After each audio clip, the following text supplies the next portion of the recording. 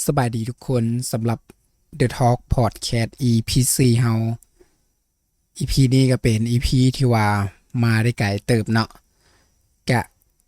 หวังว่าทุกคนสิมักการสรุปหนังสือของเฮาในแต่ละ EP นั้นสำหรับ EP นี้ก็อยากจะมาเว้าถึงความหมายหรือว่าอธิบายเกี่ยวกับหนังสือเล่มหนึ่งซึ่งหนังสือเล่มนั้นก็มีชื่อว่าอย่าให้ความอายหรือความเกรงใจทำลายชีวิตของเจ้าซึ่งหลังจากที่ว่าเราอ่านเราก็สามารถสรุปได้16ข้อดังที่เราจะเว้าต่อไปนี้แต่อย่าลืมเนาะสำหรับท่านใดที่ว่ารับฟังไปแล้วมักหรือว่าอยากสนับสนุนเราก็ง่ายๆเพียงแต่กดติดตามหรือว่ากดแชร์คลิปของเราและกดไลค์เพื่อจะได้รับรู้ว่าโอเคทุกคนนั้นรับฟังพอดแคสต์เราแล้วมีความรู้สึกใดหรือว่าทุกท่านมีความคิดเห็นแนวใดอยากเสริมเพิ่มเติมตัวใดก็สามารถแนะนำเข้ามาได้เราก็จะปรับปรุงตามท่านผู้ฟังทุกคนเลยเดี๋ยวเราจะไปเริ่มต้นกันเลยกับ16ข้อคิดที่ได้จากหนังสือที่มีชื่อว่าอย่าให้ความอายหรือความเกรงใจทำลายชีวิตของเจ้าข้อที่1กล้าวิจารณ์ในส่วนที่เฮ็ดบ่ได้หรือชื่นชมตัวเองเมื่อเฮ็ดได้ดีความหมายของข้อนี้เน้นย้ำถึงความสำคัญของการประเมินตนเองอย่างตรงไปตรงมาเบิ่งเห็นทั้งจุดแข็งและจุดอ่อนของเฮาอย่างบ่เข้าข้างตัวเองเมื่อเฮ็ดผิดพลาดหรือบ่เป็นไปตามเป้าหมายก็กล้าที่จะวิเคราะห์วิจารณ์ตัวเองนั้นอย่างสร้างสรรค์เพื่อทางปรับปรุงและพัฒนาต่อไปและในขณะเดียวกันเมื่อเฮากำลังเฮ็ดสิ่งใดได้ดีบรรลุเป้าหมายหรือมีความก้าวหน้าก็ควรที่จะชื่นชมและให้รางวัลตัวเองเพื่อเป็นกำลังใจและเสริมสร้างความมั่นใจให้กับตัวเองนะคำอธิบายก็คือการวิพากษ์วิจารณ์ในส่วนที่เฮ็ดบ่ได้หมายความว่าการยอมรับข้อผิดพลาดบ่แม่นเรื่องที่น่าอายแต่เป็นโอกาสในการเรียนรู้และเติบโตการวิจารณ์ตัวเองอย่างตรงจุดจะช่วยให้เฮาเห็นว่าควรปรับปรุงบ่อนใดแทนที่จะโทษแต่โชคชะตาหรือปัจจัยภายนอกการวิเคราะห์อย่างมีเหตุผลจะนำไปสู่การแก้ไขที่มีประสิทธิภาพหลายขึ้นชื่นชมตัวเองเมื่อเฮ็ดได้ดีนั่นก็คือการให้รางวัลกับตัวเองบ่ว่าจะเป็นคำเว้าให้กำลังใจการเฮ็ดสิ่งที่ตัวเองมักหรือ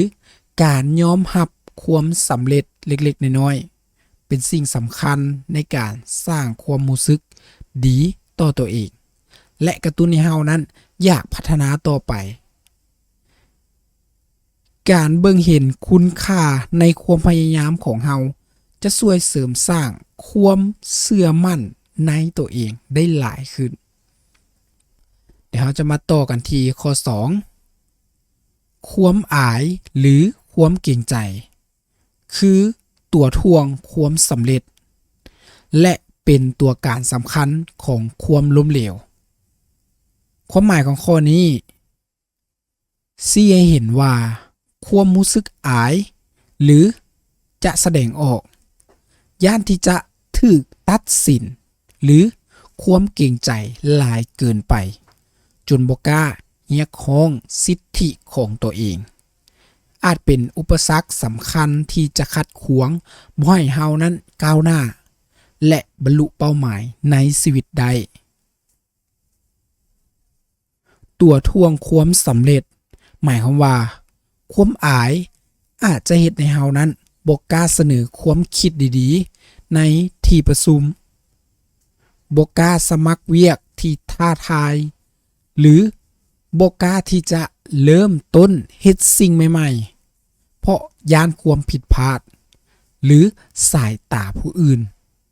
ความเกรงใจที่หลายเกินไปอาจจะเฮ็ดให้เฮานั้นย่านหรือว่าบ่กล้าปฏิเสธคำขอที่บ่สมเหตุสมผลเฮ็ดให้เสียเวลาและพลังงานไปกับเรื่องที่บ่แม่นเป้าหมายของเฮา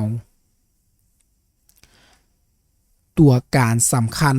ของความล้มเหลวนั่นก็คือเมื่อเฮาปล่อยให้ความอายและความเกรงใจครอบงำเฮาอาจจะพลาดโอกาสสำคัญที่จะนำไปสู่ความสำเร็จบ่กล้าที่จะสอบถามเมื่อบ่เข้าใจบ่กล้าขอความช่วยเหลือเมื่อต้องการเฮ็ดให้ปัญหาเล็กๆน้อยๆนั้นลุกลามใหญ่โตจนนำไปสู่ความล้มเหลวได้ข้อที่3คิดบวกจะเฮ็ดให้ชีวิตดีขึ้นคิดลบจะทำลายตัวเฮาความหมายของข้อนี้เน้นพลังของการมีทัศนคติที่บวกในการดำเนินชีวิตการเบิ่งโลกในแง่ดีจะนำไปซึ่งความสุขโอกาสและความสำเร็จในขณะที่การคิดลบจะบั่นทอนกำลังใจสร้างความเครียดและปิดกั้นความเป็นไปได้อันใหม่ๆคิดบวกจะเฮ็ดให้ชีวิตดีขึ้นหมายความว่าเมื่อเฮาคิดบวกเฮาจะเบิ่งเห็นโลกในทุกสถานการณ์มีความหวังและกำลังใจในการประเสริฐหน้ากับความท้าทายและดึงดูดสิ่งดีๆเข้ามาในชีวิตและมีความสัมพันธ์ที่ดีกับผู้อื่นการคิดลบจะทำลายตัวเฮาหมายความว่าการคิดลบจะเฮ็ดให้เฮานั้นจมอยู่กับความกังวลความย้านและความบ่พอใจเบิ่งโลกในแง่ร้ายเฮ็ดให้พลาดโอกาสดีๆบั่นทอนความเชื่อมั่นในตัวเองและส่งผลเสียต่อสุขภาพจิตและกายข้อที่4เฮาจะสร้างความสัมพันธ์ที่ดีได้ต้องเริ่มจากการชื่นชมคนอื่นก่อนความหมายข้อนี้เสนอว่าการสร้างความสัมพันธ์ที่แน่นแฟ้นและดีงามกับผู้อื่นนั้นเริ่มต้นจากการเบิ่งเห็นและชื่นชมคุณค่าหรือความดีของพวกเขาการแสดงความชื่นชมอย่างจริงใจจะสร้างความรู้สึกที่ดีและเปิดใจซึ่งกันและกันการชื่นชมผู้อื่นอย่างจริงใจเป็นการแสดงความใส่ใจและการยอมรับในตัวของพวกเขาเฮ็ดให้พวกเขานั้นรู้สึกมีคุณค่าและเป็นที่ยอมรับการกระทำนี้จะสร้างบรรยากาศที่เป็นมิตรและเปิดโอกาสให้เกิดการสื่อสารและความเข้าใจที่ดีระหว่างกันเป็นรากฐานสำคัญของการสร้างความสัมพันธ์ที่ยั่งยืนและข้อที่5อย่าให้ความสำคัญกับคำติฉินนินทาหลายเกินไปความหมายของข้อนี้เน้นว่าการใส่ใจกับคำเว้าที่บ่สร้างสรรค์หรือการนินทาว่าร้ายจากผู้อื่นหลายเกินไปมันจะบั่นทอนจิตใจและเฮ็ดให้เสียสมาธิในการเฮ็ดสิ่งที่สำคัญควรปล่อยวางและมุ่งเน้นไปที่การพัฒนาตัวเองและการเฮ็ดตามเป้าหมายของเฮาคำตำหนิสินนินทาส่วนใหญ่มักจะมาจากอคติความอิจฉาหรือความบ่เข้าใจการให้ความสำคัญกับคำเว้าเหล่านี้จะเฮ็ดให้เฮาเสียพลังงานทางความคิดและอารมณ์โดยบ่แม่นเหตุควรรับฟังคำวิจารณ์ที่มีเหตุและผล และสร้างสรรค์เพื่อนำมาปรับปรุงแต่สำหรับคำเว้าที่บ่มีสาระมีเจตนาที่บ่ดีการปล่อยผ่านและบ่เก็บมาใส่ใจและข้อที่6เลิกทัศนคติที่ว่าเสียเท่าใดบ่ว่าแต่เสียหน้าบ่ได้ความหมายข้อนี้ชี้เห็นถึงทัศนคติที่ผิดพลาดของการให้ความสำคัญกับหน้าตาหรือภาพลักษณ์ภายนอกหลายเกินไปจนบ่กล้าที่จะยอมรับความผิดพลาดหรือเฮ็ดในสิ่งที่ถูกต้องเพราะย้านเสียหน้าทัศนคตินี้อาจจะนำไปสู่การตัดสินใจที่บ่สมเหตุสมผลและการปิดบังความจริงการยึดติดกับหน้าตาหลายเกินไปอาจจะเฮ็ดให้เฮานั้นบ่กล้าขอความช่วยเหลือเมื่อต้องการบ่กล้าที่จะยอมรับว่าตัวเองนั้นบ่ฮู้หรือบ่กล้าขอโทษเวลาที่ตัวเองนั้นเฮ็ดผิดพลาดซึ่งสิ่งเหล่านี้ล้วนเป็นอุปสรรคต่อการเรียนรู้และการพัฒนาการยอมรับความจริงและแก้ไขข้อผิดพลาดอย่างตรงไปตรงมาต่างหากที่ว่าจะสร้างความน่าเชื่อถือและความเคารพในระยะยาวข้อที่7เปลี่ยนความน้อยเนื้อต่ำใจให้เป็นพลังผลักดันและพาเฮาไปสู่ความสำเร็จความหมายข้อนี้เสนอว่าความรู้สึกด้อยค่าหรือการเปรียบเทียบตัวเองกับผู้อื่นในทางลบสามารถเปลี่ยนกลายเป็นแรงผลักดันในเฮานั้นพัฒนาตัวเองและมุ่งมั่นสู่ความสำเร็จได้ถ้าหากว่าเฮาใส่ความรู้สึกเหล่านั้นเป็นแรงกระตุ้นแทนที่จะจมอยู่กับความรู้สึกน้อยเนื้อต่ำใจลองวิเคราะห์ว่าแม่นหยังคือสาเหตุของความรู้สึกนั้นและใส่มันเป็นแรงบันดาลใจในการพัฒนาตัวเองให้ดีขึ้นตั้งเป้าหมายที่ท้าทายและมุ่งมั่นที่จะเอาชนะความรู้สึกด้อยค่าและการลงมือเฮ็ดและความสำเร็จที่เกิดขึ้นข้อ8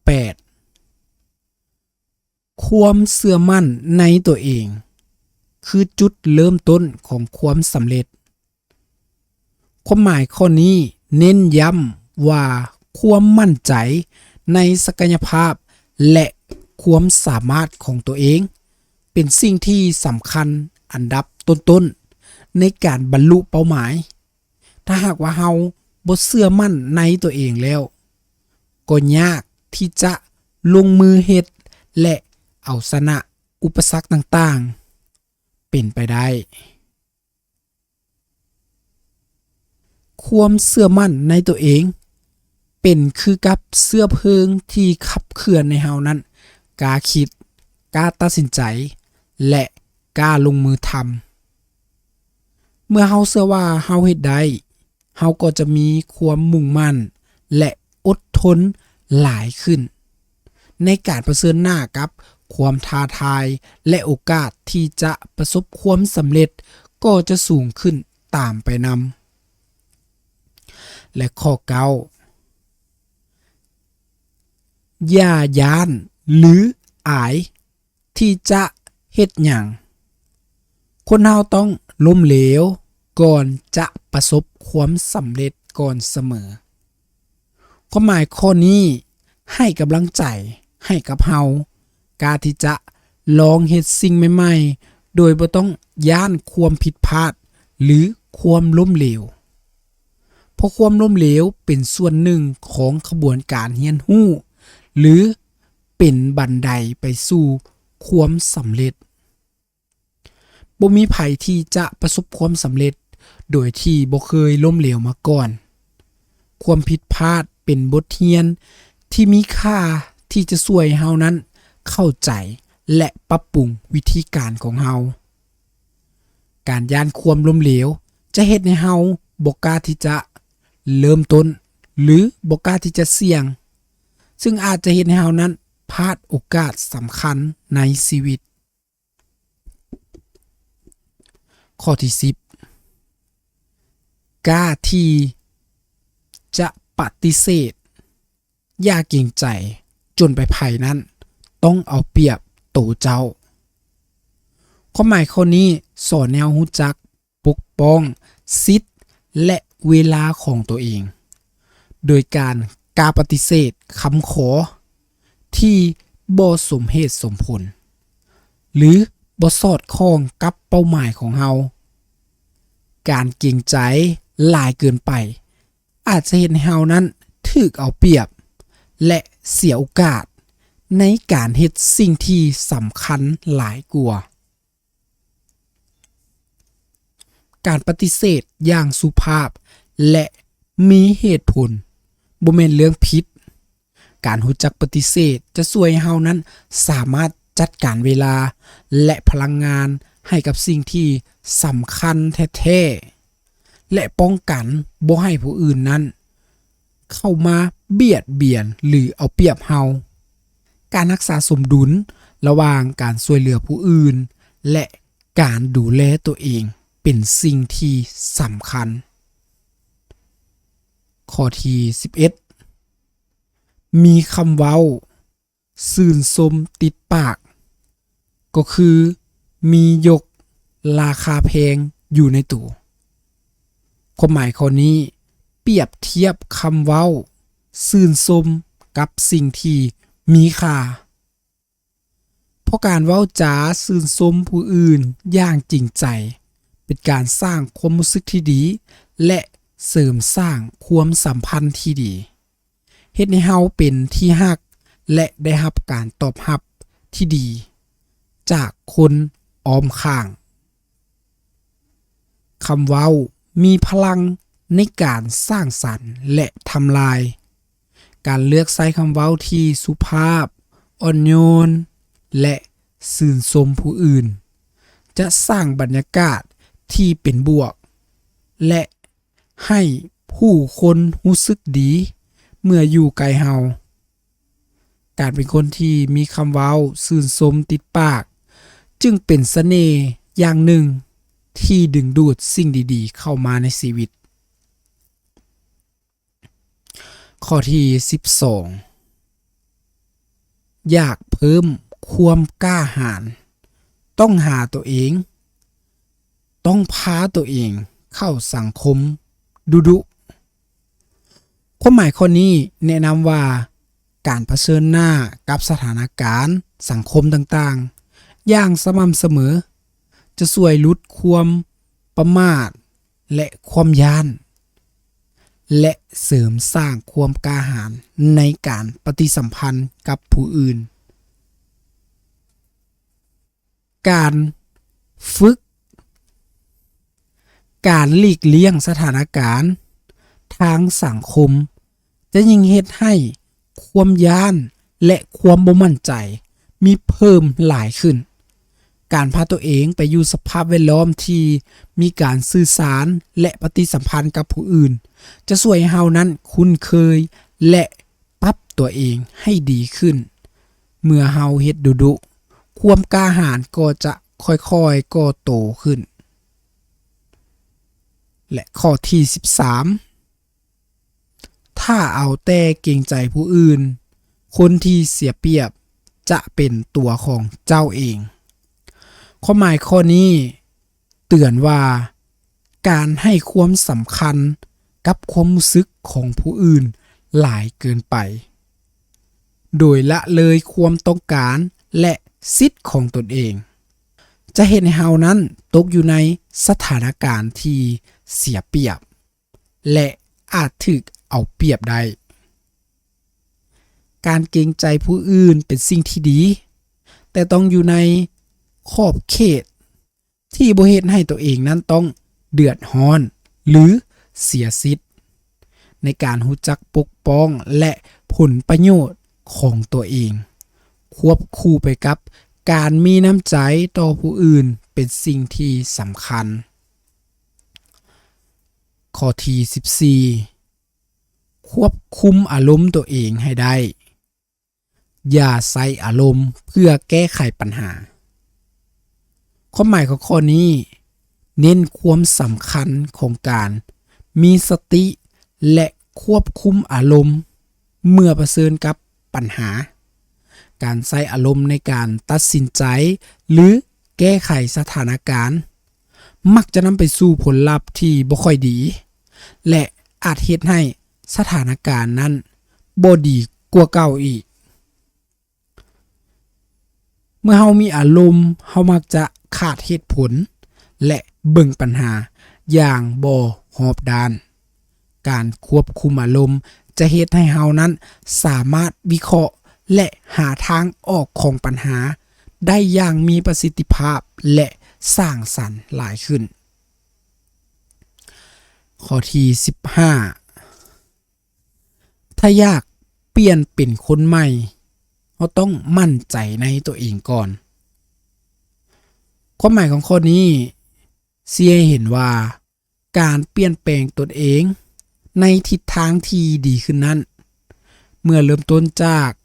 การมีความเชื่อมั่นในศักยภาพของตัวเองเชื่อว่าเราสามารถพัฒนาและเปลี่ยนแปลงตัวเองได้ความมั่นใจในตัวเองเป็นแรงขับเคลื่อนสำคัญในการเปลี่ยนแปลงเมื่อเราเชื่อว่าเราสามารถเป็นคนที่ดีขึ้นได้เราจะมีความกล้าที่จะออกจากคอมฟอร์ตโซนลองเฮ็ดสิ่งใหม่ๆและอดทนต่ออุปสรรคที่อาจจะเกิดขึ้นในระหว่างทางและข้อสุดท้ายสำหรับ EP นี้ข้อที่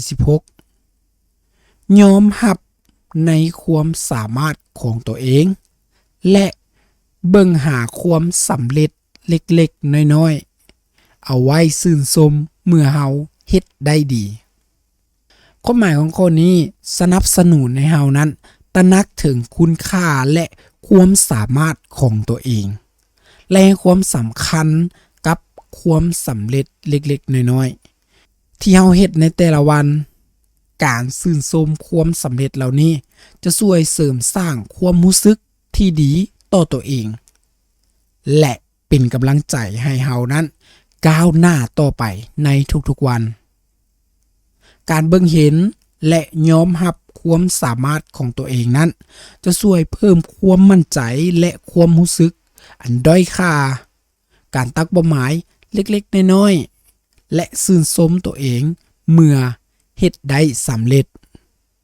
จะสร้างความรู้สึกของความก้าวหน้า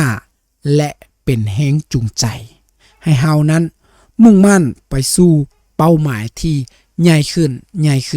แล้วก็ใหญ่ขึ้นและนี่ก็คือสำหรับ EP 4 The Talk Podcast เฮาซึ่งเนื้อหาก็เต็มแน่นกันเลยและหวังว่าคำอธิบายเหล่านี้จะช่วยให้ทุกคนนั้นเข้าใจความหมายและเห็นภาพของแต่ละข้อที่เฮาได้เล่ามาได้หลายขึ้นและนอกจากนี้ก็จะเอาไปปรับปรุงกับการใช้ชีวิตของตัวเองให้ดีขึ้นในแต่ละวันซึ่งเฮาเองก็จะพัฒนาตัวเองตามคำบอกเล่าที่เฮาได้แนะนำทุกคนไปนะสำหรับ The Talk Podcast EPC นี้ก็จะหมดสำนี้ถ้าหากว่าทุกคนที่เข้ามาฟังอยากแสดงความคิดเห็นหรือว่าอยากตำหนิหรือว่าเพิ่มเติมในจุดๆใดก็สามารถคอมเมนต์บอกเขาได้เดี๋ยวเราจะนำเอาข้อแนะนำต่างๆของทุกคนนั้นมาพัฒนาเพื่อให้